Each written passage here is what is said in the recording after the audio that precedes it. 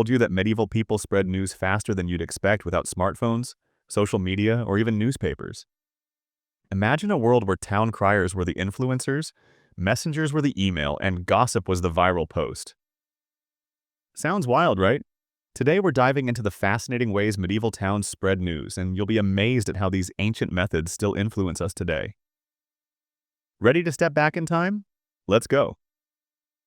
Picture this. It's the year 1200. There's no internet, no phones, and no printing press. Towns are small and most people never travel more than a few miles from their homes. Yet, somehow news still managed to spread sometimes faster than you'd expect. How did they do it? Without newspapers or mass communication, medieval towns relied on human ingenuity and creativity to share information. So, how did medieval towns spread news without newspapers? Today, we're diving into the world of town criers, messengers, and public announcements to uncover the secrets of medieval communication. By the end of this video, you'll not only understand how news traveled in the Middle Ages, but also see how these ancient methods still influence how we share information today. The town crier, the original breaking news anchor. Picture this. You're in a bustling medieval town square, merchants are haggling, kids are playing, and then clang, clang, clang. A loud bell rings out. Everyone stops and turns to a colorful figure holding a scroll and a bell. Meet the town crier, the medieval version of a breaking news alert. These guys were the OG influencers, delivering everything from royal decrees to lost dog announcements. And guess what? They had to repeat their messages multiple times because, well, no one had a rewind button back then. The town crier was the official news deliverer, appointed by the local lord or government. Imagine them as the medieval version of a breaking news alert. Their job was to announce everything royal decrees, new laws, market days, and even lost items. They had to have a loud, clear voice that could carry over the noise of the crowd. And because not everyone might hear the first time, they often repeated their messages multiple times, walking through different parts of the town to make sure no one missed out. Now picture this. It's a quiet morning and the town crier steps into the square. He rings his bell and begins to speak. Hear ye, hear ye! By order of the king, a royal wedding will take place in the capital next month. All nobles are invited to attend. The crowd buzzes with excitement, but just a few weeks later the crier returns, this time with a more urgent message. Hear ye, hear ye! Enemy forces are approaching. All able-bodied men must report for duty at once. The mood shifts instantly, cheers turn to fear, and the town springs into action. This was the power of the town crier. Their words could change the course of an entire community. But what happened when the news needed to travel beyond the town square? That's where messengers came in. Bells, smoke, and fire. The medieval emergency alerts now. Imagine waking up to the sound of bells ringing wildly across the town. But these aren't your average church bells, they're the medieval version of an emergency alert. Bells were the alarm system of the Middle Ages, warning of fires, invasions, and even natural disasters. Think of it as the original Amber Alert, but with way more drama. Different bell patterns meant different things. Slow tolls for funerals, rapid rings for danger. It was like a medieval Morse code. From warning of fires to announcing invasions, bells were a powerful tool for spreading urgent news. Role of bells and signals. Bells were used to alert townspeople of emergencies like fires, attacks, or natural disasters. Different bell patterns conveyed different messages, slow tolls for funerals, rapid rings for danger. Smoke signals, beacon fires, and even horns were used in some regions to communicate across long distances. Picture this. It's a quiet evening, and suddenly, the church bells start ringing wildly. The townsfolk drop everything and rush to the square. The crier shouts, "Enemy forces are approaching! Prepare the defenses!" Within minutes, the entire town is mobilized thanks to the power of a single bell. This was how medieval communities stayed one step ahead of danger. But bells weren't the only way to send quick alerts. Let's talk about how visual signals like smoke and fire played a role in medieval communication. Messengers on horseback, the daredevils of medieval news. Now, let's hit the open road medieval style. Picture a lone rider galloping across the countryside, a sealed letter in their satchel. This isn't just any letter. It's so important that the rider risks their life to deliver it. These messengers were the medieval version of FedEx, but with way more danger. Bandits, icy roads, and even bad weather couldn't stop them. Imagine delivering a message that could change the fate of a kingdom, no pressure, right? This is the medieval messenger, the unsung hero of long-distance communication. Messengers were the backbone of medieval communication. They traveled on horseback or even on foot, carrying messages between towns, castles, and kingdoms. These couriers often worked for nobles, merchants, or the church, delivering everything from royal decrees to personal letters. Some messengers were part of organized systems, like the Roman cursus publicus or medieval royal postal networks, which ensured that critical information reached its destination as quickly as possible. Imagine this. It's the middle of winter, and a messenger is racing to deliver news of a decisive battle. The roads are icy and the wind cuts like a knife. Suddenly, a group of bandits emerges from the woods, demanding the messenger's satchel. But the messenger knows the stakes. This letter contains news that could change the fate of an entire kingdom. With a burst of courage, they spur their horse onward, narrowly escaping the danger. Days later, they arrive at their destination, exhausted but triumphant, and deliver the message that turns the tide of history. This was the life of a medieval messenger, a life of danger, dedication, and incredible bravery. While messengers carried news over long distances, how did people within a town stay informed? The answer lies in public announcements. Silent messengers, the secret language of symbols and heraldry. Now, let's talk about silent communication, medieval emojis.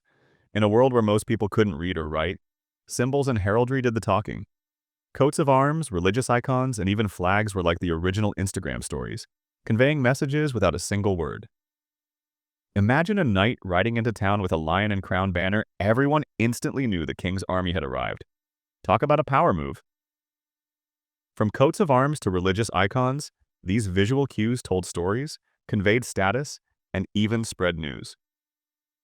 Role of symbols and heraldry.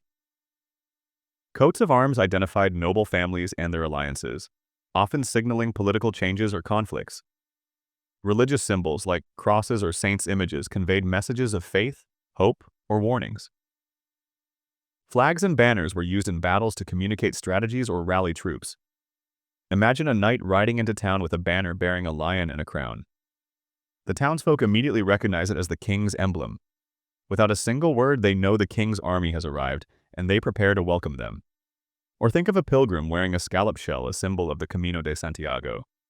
Just by looking at it, people knew where they'd been and what they'd accomplished. These symbols were a universal language in a world of diversity.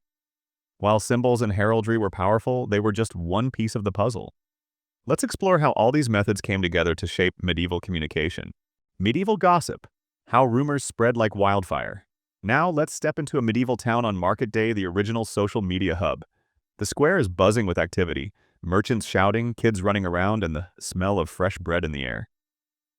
But amidst all the chaos, news is spreading faster than a viral tweet.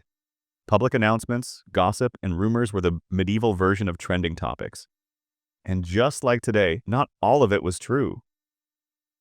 But amidst the trading and bartering, something else is happening. The exchange of news. This was the medieval version of social media public announcements, gossip and rumors spreading like wildfire. In a world without newspapers or the internet, public gatherings were the main way people stayed informed. Churches, markets, and taverns became hubs of information. During festivals, fairs, and religious events, proclamations were made to the crowd, sharing everything from royal decrees to local news. But it wasn't just official announcements that spread. Gossip and rumors played a huge role too. Imagine a group of villagers huddled together, whispering about a rumored invasion or a mysterious illness spreading in a nearby town. This was how news traveled, for better or worse. Here's an example. One day, a traveler arrives in town with a shocking story. A neighboring village has been struck by the plague. The news spreads quickly, from the market to the tavern to the church. Soon the entire town is in a panic. People start packing their belongings, fearing the worst. But days later, another traveler arrives with a different story. The plague never reached the village, it was just a rumor. This was the double-edged sword of medieval communication. While it brought people together, it could also lead to chaos and misunderstanding. But how effective were these methods, and what can we learn from them today? From town criers to tweets, how medieval communication shaped our world. Let's take a moment to think about how far we've come, or maybe how little has changed. Medieval town criers, with their loud voices and official proclamations, were like the influencers of their time. Messengers racing across the countryside to deliver letters were the medieval version of email. And public announcements? Those were the viral posts of the Middle Ages, spreading from person to person, sometimes faster than anyone could control. Sound familiar? One of the biggest lessons from medieval communication is the importance of reliable information. Town criers were trusted sources delivering official news from the authorities. But rumors and gossip? They could spread just as quickly, often causing panic or confusion. It's not so different from today, where we have to navigate between credible news and viral misinformation. Another lesson is the human need for connection. Even without smartphones or the internet, medieval people found ways to share stories, news, and ideas. Whether it was through a town crier's announcement or a traveler's tale, the desire to stay informed and connected has always been a part of who we are. Here's a fun fact. Some of the traditions we still use today have roots in medieval communication. Take church bells, for example. In the Middle Ages, bells were rung to signal important events like weddings, funerals, or emergencies. Today, bells are still used in many places to mark the time or call people to gather. Even public announcements, like those made at town halls or community events, are a direct legacy of medieval practices. It's amazing how these ancient methods still shape the way we communicate. So, the next time you check your phone for news or share a post online, remember the town criers, messengers, and public announcements that paved the way for how we connect today. Churches as news hubs where faith met information. Picture this. It's a Sunday morning in a medieval town. The church bells ring out, calling the community to gather. Men, women, and children file into the church, their footsteps echoing against the stone walls. The priest stands at the altar, ready to deliver his sermon. But today, he's not just talking about faith, he's also sharing news. This was one of the most important ways information spread in the Middle Ages, through the church. Churches were more than just places of worship, they were the heart of community life. They acted as hubs for information, where people gathered not only to pray but also to hear the latest news. Priests and monks often relayed updates from other towns or regions, especially during religious gatherings like festivals or pilgrimages. Whether it was news of a distant war, a royal decree, or a spreading plague, the church played a central role in keeping people informed.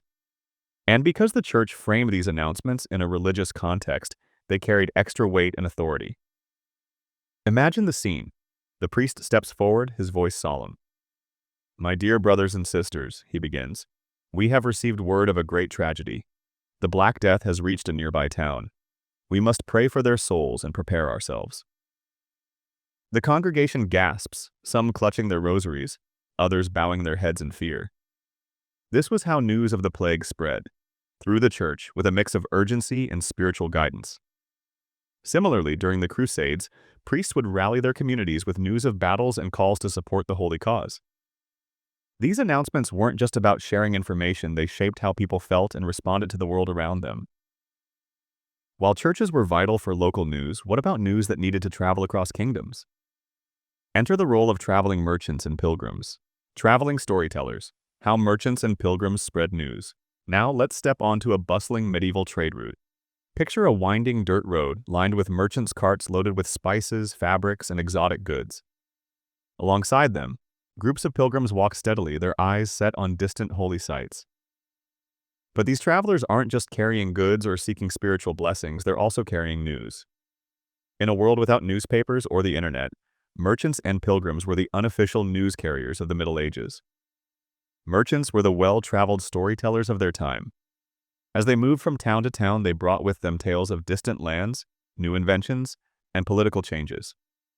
During market days, they'd share these stories with eager listeners, making them a vital source of information. Pilgrims, too, played a key role. Traveling to holy sites like Jerusalem or Rome, they encountered people from different regions and brought back news, rumors, and even cultural practices.